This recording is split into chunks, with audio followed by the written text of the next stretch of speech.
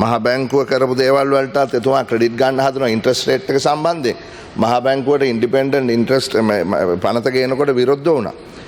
ඒ මනුස්සයාට බෑන්නේ කැත වචනේ. ලේකම් අධික ගවනට. ඒ නිසා ඒ මිනිස්සු කරපු දෙයට ඒ මිනිස්සුන්ට ක්‍රෙඩිට් එක දෙන්න. ඊළඟට 1 ලක්ෂ 5 ඉඳලා ලක්ෂ 10ට වැඩි කරාලු ස්ලැබ් එක.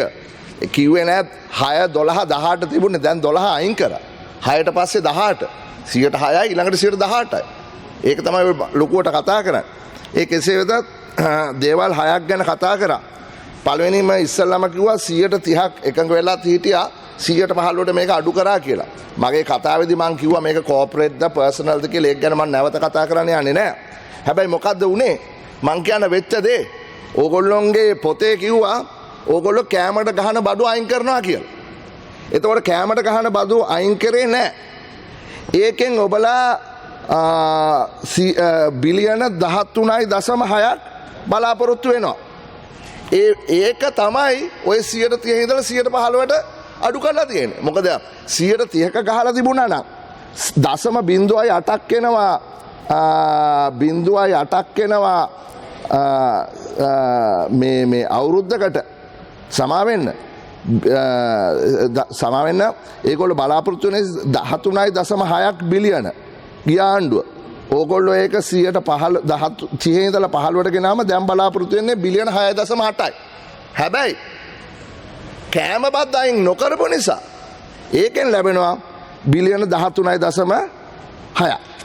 දැන් ඔන්න ගාන හදා ගන්න කතානායකතුමා. ගාන හදා ගන්න පුළුවන්. ඒක තමයි එක. නිකන් මිනිසුන්ට කොලේ වහන්න එපා. කියනවනේ ඇත්ත කියන්න. අපි ආහාර බත් අයින් කරේ නෑ. ඒක එහෙමම තිබ්බා. අද ඒක පාස් කර ගන්නවා. අද 13ක් දැම්මම 16ක් දැම්මම ඒකෙන් එකක් තමයි අලුත් ඔය කෑම බද්ද. ස්පෙෂල් කමෝඩිටි ලෙවි. දෙවැනි එක තමයි ද්විත්ව බදු. වෙන රටක බදු ගහනවා නම් මෙහෙ බදු ගහන්න නැල්ලු. ඔබතුමා පාර්ලිමේන්තුවට ළඟදී ආවට මට කරන්න දෙයක් නැහැ. මේ පාර්ලිමේන්තුවේ අනන්ත ද්විත්ව බදු කරන සම්මුති තියෙනවා. There's so many of this double taxation treaties. මේක අලුතෙන් දීපු සහනයක් නෙමෙයි. මේක කාටත් කවදත් ලැබෙනවා. ඒක විදේශ අමාත්‍යාංශය අත්සන් කරා නම් ලැබෙනවා රටවල් දෙකක් අතර. එක රටක 12ක් ගෙවනවා නම් මෙහෙ 15 නම් 3 තමයි ගෙවන්නේ. ඒක තමයි හැටික්. ඒක තමයි ක්‍රමය. ඊළඟට සියලු මුදල් වලට ටැක්ස් එක 115ට එකපාරට වදින්නේ නැල්ලු. එකපාරට වදින්නේ නැහැ තමයි. බැංකුවට ආපු ගමන් සල්ලි වලට වදින්නේ නැහැ. කවුරු හරි එක්ස්පෝර්ට් කරනවා නම් ඊට පස්සේ ඒකේ කොස්ට් එක අයින් කරලා තමයි කරන්නේ. කන්සල්ටන්ට් කෙනෙක්ුත් එහෙමයි, ආකිටෙක්ට් කෙනෙකුත් එහෙමයි, ලෝයර් කෙනෙකුත් එහෙමයි. හැමෝටම එහෙම තමයි. මේක අලුතෙන් දෙයක් නෙමෙයි.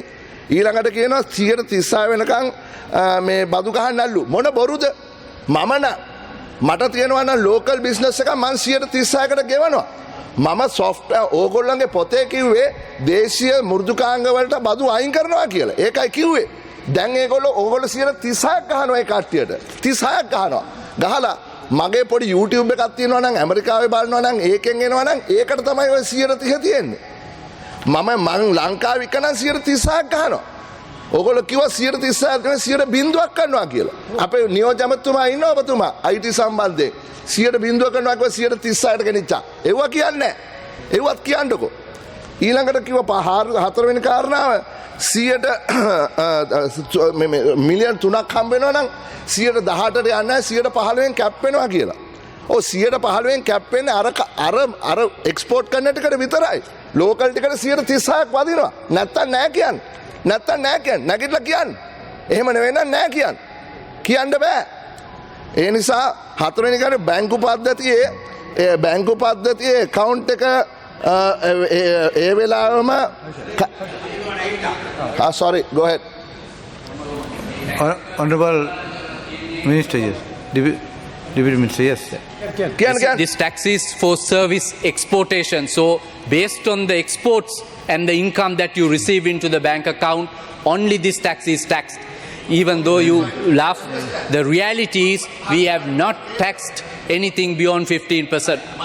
මට සිංහලත් තේරෙනවා ඉංග්‍රීසිත් තේරෙනවා. මම සිංහලෙන් ආව ඉංග්‍රීසියෙන් කිව්වා මට තේරෙන්නේ නැහැ කියලා. එහෙම එකක් නැහැ. I am telling you honorable speaker, if I am a person, I have මම සිංහලෙන් කියන්නේ. මම පුද්ගලයෙක්. මම ලංකාවේ software විකුණනවා. ඕගොල්ලෝගේ පොතේ කිව්වා ඒකට 100% ටැක්ස් එක අඩු කරනවා කියලා. ඕගොල්ලෝ අඩු කරේ නැහැ. 136ට වැඩි කරා. හැබැයි මම ඒක කරන ගමන් විදේශීය කණ්ඩායමකටත් මගේ සර්විස් එක software එක විකුණනවා. ඒකෙන් 100ට බිඳුවයි මෙච්චර කල් ගැහුවේ 100ට බිඳුවයි ගැහුවේ ඕගොල්ලෝ ඒක 115ට වැඩි කරා. Honorable member, ඔක your තමයි time is කතාව. over. Right, Your time I will finish. I will finish. 6 වෙනි කාරණාවෙන් හිටියේ 5 වෙනි කාරණාව Your time is over. wait, 1 minute. 5 වෙනි කාරණාව තමයි මේ account එක කාර්තුවෙන් කාර්තුවට ගෙවන්න ඕනේ ඒක සහනයක් අන්තිමට තමයි කියලා අවුරුද්ද අන්තිමට ගන්න. කොහොමත් එහෙමනේ ඇමතිතුමා. කොහොමත් එහෙමනේ. ඔයා දීපු සහනයක් නෙමෙයි. මමත් ගෙවන්නේ එහෙමයි ඔබතුමත් ගෙවන්නේ එහෙමයි. මොකද්ද මේක තියෙන සහනය? කෝ සහනය? කතා කරනකොට වැදගත් විදිහට ඇත්ත කතා කරන්න. අවසාන එක තමයි මෙතුමා මහ ලොකුවට කියනවා මේ පුරවැසියෝ මේ දේශපාලනඥයෝ මේ ඔක්කොම හොරකම් කරා නම් හත් දෙයියනේ අල්ලලා හිරේ දාන්න. ඕගොල්ලන්ට ඒකනේ ඡන්දේ දුන්නේ. කිය ඉන්නවා මේක. ජප කරනවා. අල්ලා හිරේ දාන්න. මාර කෙලියන්නේ මේක නිකන්. අපි හොරකම් කරා වගේ. හොරකම් කරපු මිනිස්සු ඉන්නවා අල්ලා දාන්න. බොහොම ස්තුතියි.